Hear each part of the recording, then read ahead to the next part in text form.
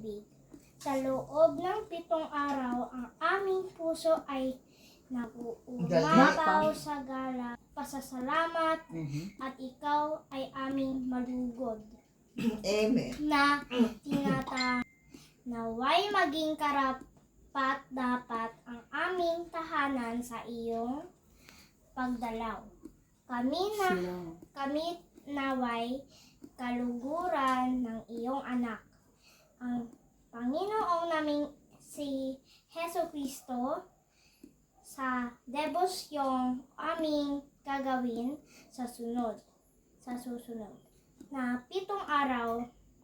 Basbasan nawa niya kami nang kami ay magmahalan at magtulungan. Sana ang aming tahanan ay maging tunay sa pugad ng kapayapaan.